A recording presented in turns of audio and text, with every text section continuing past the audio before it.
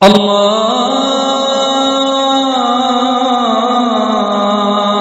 اکبر اللہ اکبر اللہ اکبر اللہ اکبر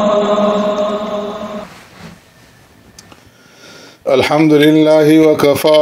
والصلاة والسلام علی سید الرسل وخاتم الانبیاء اما بعد۔ معزز سامعین و ناظرین، السلام علیکم ورحمۃ اللہ وبرکاتہ۔ حج کے واجبات میں سے حج کا جو 5واں واجب ہے وہ حلق یا قصر کرنا ہے۔ حلق کا مطلب یہ کہ سر منڈانا، سر کے اوپر اس طرح جو ہے وہ پھروانا، اور قصر کا مطلب ہے انگلی کے ایک پورے کے برابر سر کے بال جو ہے وہ چھوٹے کروانا۔ مرد حضرات تو حلق بھی کروا سکتے ہیں اور قصر بھی، البتہ مردوں کے لیے حلق کرانا جو ہے اس طرح پھروانا یہ افضل ہے۔ اگر سر پر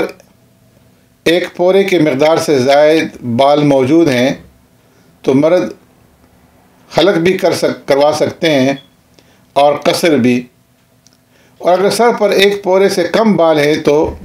حلق کروانا ہی واجب ہے، اور اگر سر پر بال ہی نہ ہوں تو اس صورت کے اندر سر کے اوپر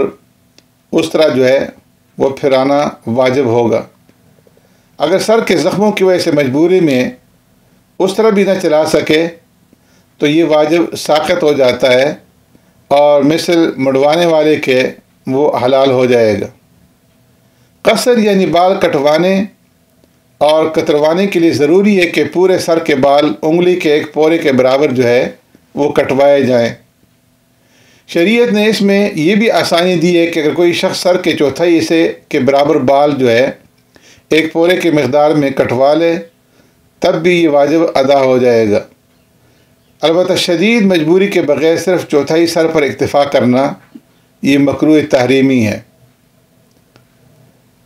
یہ بات یاد رکھیں کہ حلق یا قصر کے ذریعے آدمی احرام سے نکلتا ہے اور اس کا احرام کھل کر اس پر سے احرام کی تمام پابندیاں ختم ہو جاتی ہیں۔ اس لیے ضروری ہے کہ حلق سے پہلے کہ جو واجبات حج ہیں وہ ادا کیے جا چکے ہوں، یعنی 10ویں تاریخ کی رمی بھی ہو چکی ہو، اور حج تمتع یا حج قران کی وجہ سے اگر دم شکر کی قربانی واجب ہوئی تھی تو وہ بھی کر لی گئی ہو، اس کے بعد ہی حلق یا قصر کیا جائے گا۔ اگر 10ویں کی رمی یا قربانی سے پہلے بال کٹوا لیے گئے تو اس غلطی کی وجہ سے امام اعظم ابو حنیفہ رحمۃ اللہ تعالی علیہ کے نزدیک اس کے اوپر ایک دم جو ہے وہ واجب ہو جائے گا۔ جب 10ویں تاریخ کی رمی بھی کر لی ہو اور اگر حج تمتع یا حج قران کی وجہ سے قربانی واجب ہوئی تھی وہ بھی ادا کر لی ہو تو آدمی خود اپنے بال کاٹ سکتا ہے اور اپنا سر خود بھی موڑ سکتا ہے، اس کے اندر شرعاً کوئی حرج نہیں۔ اسی طرح کسی دوسرے شخص سے جس کا احرام کھل چکا ہو وہ اپنے بال کٹوا سکتا ہے، اس کے اندر بھی کوئی حرج نہیں۔ اسی طرح جن دو حاجیوں کے احرام کھلنے کا وقت آ گیا ہو، مثلا انہوں نے 10ویں کی رمی کر لی ہو اور حج کی قربانی اگر ان پر واجب تھی وہ بھی کر لی ہو،